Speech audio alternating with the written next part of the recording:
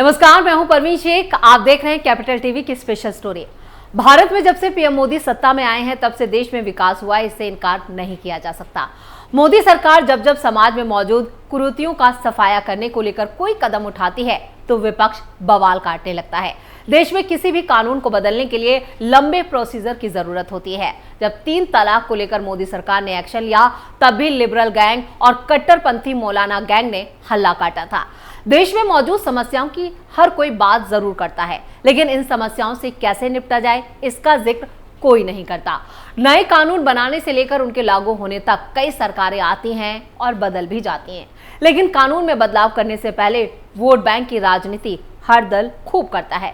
शायद यही बड़ी वजह है कि देश में ऐसे कानून नहीं बन पाए जिनकी आज के वक्त में सबसे ज्यादा जरूरत है। 21वीं सदी में भारत के सामने प्रमुख चुनौतियां हैं, जिनमें गरीबी, प्रदूषण, अशिक्षा, भ्रष्टाचार, असमानता, लैंगिक भेदभाव, आतंकवाद, सांप्रदायिकता, बेरोजगारी, क्षेत्रवाद, जातिवाद, शराबखोरी, नशीली दवाओं का दुरुपयोग, महिलाओं के खिलाफ हिंसा। इतनी सारी समस्याएं हैं, लेकिन इन समस्याओं का समाधान क्या है, कैसे निपटा जाए? इसी मामले पर सुप्रीम कोर्ट के वरिष्ठ वकील अश्वनी उपाध्याय का सुझाव सामने आया है। देखते हैं वो क्या कह रहे हैं। गुरुदेव को प्रणाम करता हूं। कुछ वर्ष पहले आपका दर्शन करने का सौभाग्य मुझे चित्रकूट में मिला था, आपका आशीर्वाद मिला था। आज दोबारा फिर से यहाँ आके आपका दर्शन करने का सौभाग्य मिला। वैसे तो मैं 2 घंटे 3 घंटे भी बोल लेता हूँ, लेकिन आपका दर्शन करके आपसे मिलने के बाद जो मुझे खुशी हो रही है उसके लिए मेरे पास शब्द नहीं है कि मैं उसको शब्दों से व्यक्त कर पाऊँ कि मैं कितना खुश हूँ और कितना अच्छा महसूस कर रहा हूँ। पहले मैं इंजीनियर था, मारुति में नौकरी करता था जहाँ कार बनती है। वहाँ काम करते समय जापानीज के साथ काम करने का मौका मिला। तो जापानियों से हमने एक बात सीखी गुरुदेव, कि वो हर समस्या में 5 बार व्हाई लगाते हैं। सड़क टूटी, व्हाई, किसी ने आत्महत्या कर लिया, व्हाई, और 5 बार लगाते हैं।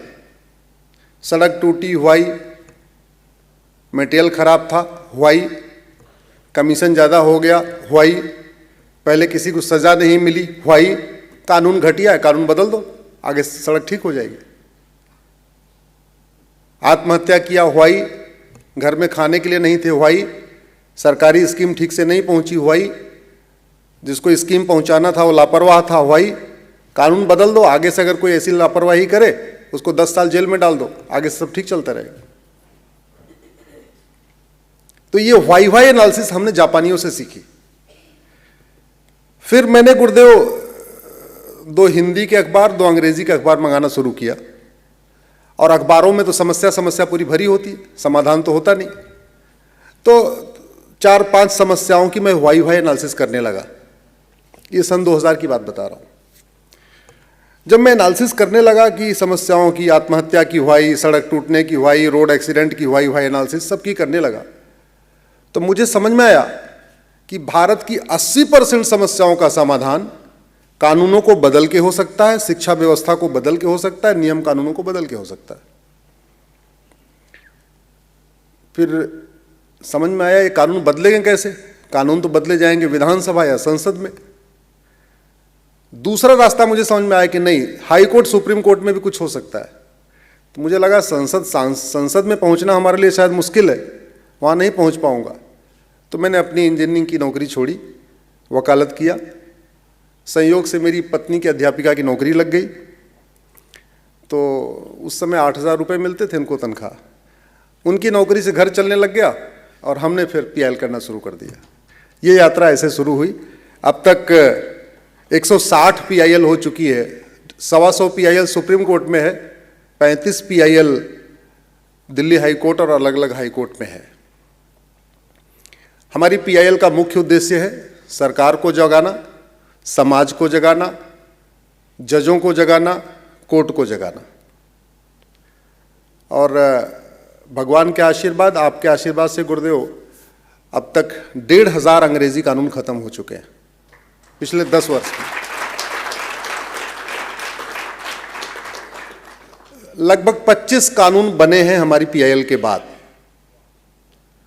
आर्टिकल 370 हमने चैलेंज किया था, आर्टिकल 35 भी हमने चैलेंज किया, लड़कियों की शादी की उम्र 9 साल चल रही है वो हमने चैलेंज किया, हलाला हमने चैलेंज किया, 4 शादी चैलेंज किया।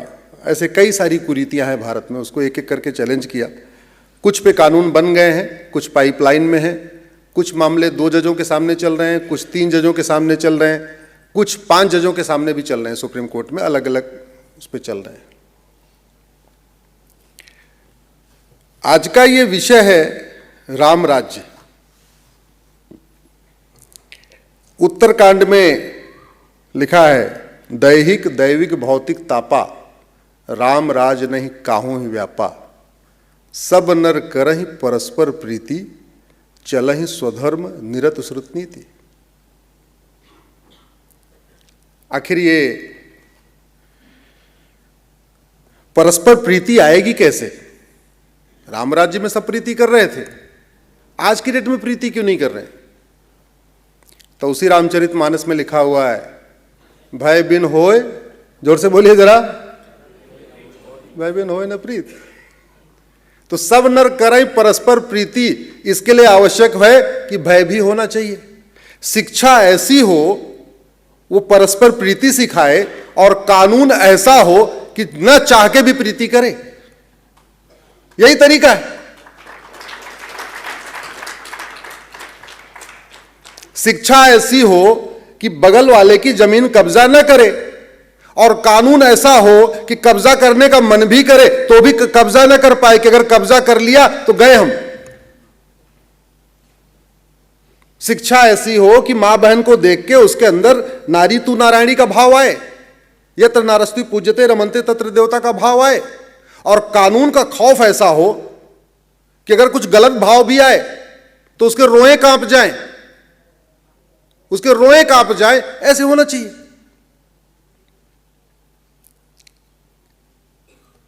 इस भारत के संविधान का गुरुदेव उद्देश्य इसके प्रियम्बल में लिखा हुआ है, equality, justice, liberty, fraternity, unity, national integration. यह अलग बात है कि यह संविधान बनाते समय हमने 10 देशों के संविधान की नकल किया, लेकिन जब मैंने उन 10 देशों के संविधान को पढ़ा जहां से हमारा नकल करके बना, तो पता चला उन्होंने हमारा नकल किया हुआ था।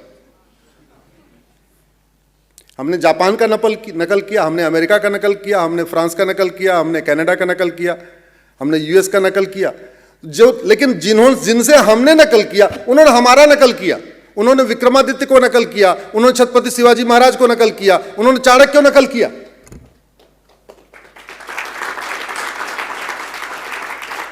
और ये जो equality, justice, liberty, fraternity, unity, national integration है ना, इसको अगर एक शब्द में कह दिया जाए तो संविधान का लक्ष्य है राम राज्य की स्थापना। और इस संविधान के दायरे में रहने वाले जो तीनों स्तंभ हैं, विधायिका, कार्यपालिका, न्यायपालिका, तीनों का लक्ष्य है राम राज्य की स्थापना। और इस राम राज्य को मैं अपने अगर 4 वाक्य में कहूं तो मेरे साथ जोर से बोलिए, धर्म की, अधर्म का, प्राणियों में विश्व का। तो विधायिका का कार्य भी है धर्म की जय हो, अधर्म का नाश हो, प्राणियों में सद्भावना हो, विश्व का कल्याण हो। कार्यपालिका का भी कार्य है धर्म की जय हो, अधर्म का नाश हो, प्राणियों में सद्भावना हो।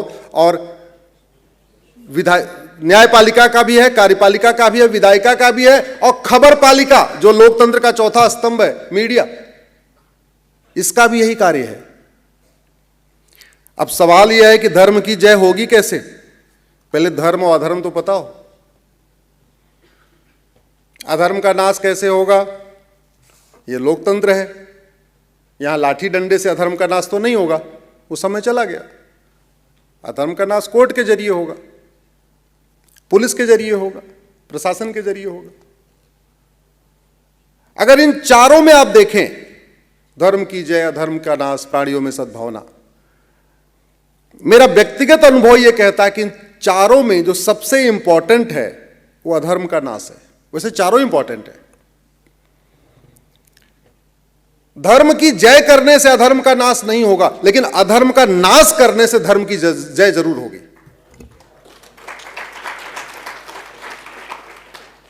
धर्म की जय करने से प्राणियों में सद्भावना होगी, लेकिन गारंटी नहीं है। लेकिन धर्म की जय करने के साथ अधर्म का नाश किया तो प्राणियों में सद्भावना होगी, गारंटी है।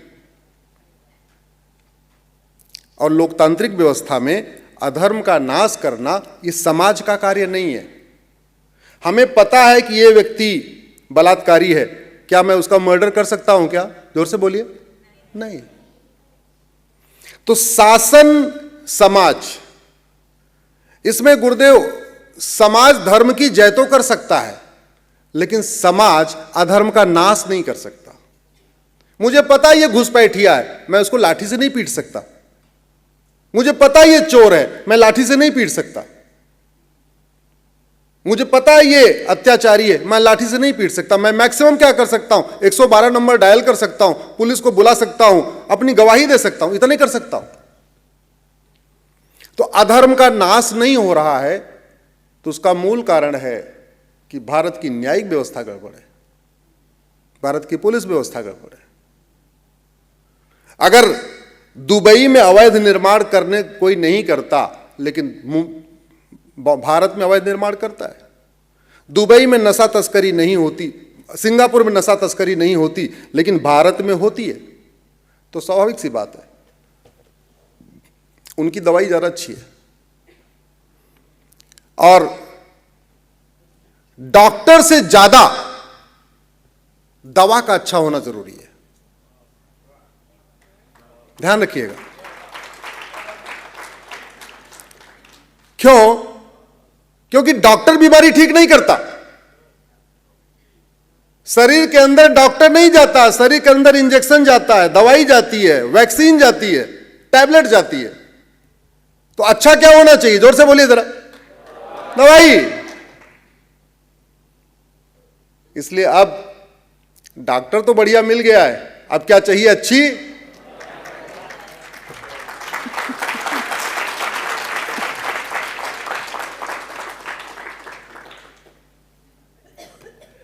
एक मेरी लेटेस्ट पीआईएल है गुरुदेव, धर्म और रिलीजन के ऊपर। क्या हुआ कि भाषा के कारण बहुत ज्यादा यहां पे समस्या हो गई। हमारे पास जो अल्फाबेट हैं वो 52 है, क ख ग घ से लेके लास्ट तक। अंग्रेजी में अल्फाबेट 26 है। अंग्रेजी में केवल 1 करोड़ शब्द हैं, हमारे हिंदी संस्कृत में 10 करोड़ शब्द हैं। इसलिए वहां पे मौसी भी आंटी, मामी भी आंटी, चाची भी आंटी, बड़ी अम्मा भी आंटी, सब आंटी। और हमारे पास शब्द के लिए अलग अलग शब्द है। तो सुप्रीम कोर्ट के वरिष्ठ वकील अश्वनी उपाध्याय ने समस्याओं के समाधान पर ज्यादा जोर दिया है और उन्होंने यहां पर जापान का उदाहरण दिया है। जापान में हर समस्या के पीछे यहां पर वाई लगा होता है, यानी कि इस समस्या का समाधान क्या है, और उसी समस्या का समाधान यहां पर अश्वनी उपाध्याय ने अपने इस वीडियो के जरिए, अपनी बातों के जरिए बताया है। यानी कि यहाँ पर उन्होंने जिस तरह से पीआईएल दाखिल की हैं और जिन जिन समस्याओं को उठाया है, उन समस्याओं के लेकर वो पूरी तरह से सक्रिय हैं। तो देश में मौजूदा समस्याएं और कानून की पेचीदगियों को लेकर उन्होंने जो बातें कही हैं वो वाकई में काबिले तारीफ हैं। तो फिलहाल स्पेशल स्टोरी में इतना ही। वीडियो कैसा लगा कमेंट करके अपनी राय जरूर दें। वीडियो को लाइक करें, शेयर करें और कैपिटल टीवी को सब्सक्राइब जरूर करें। नमस्कार।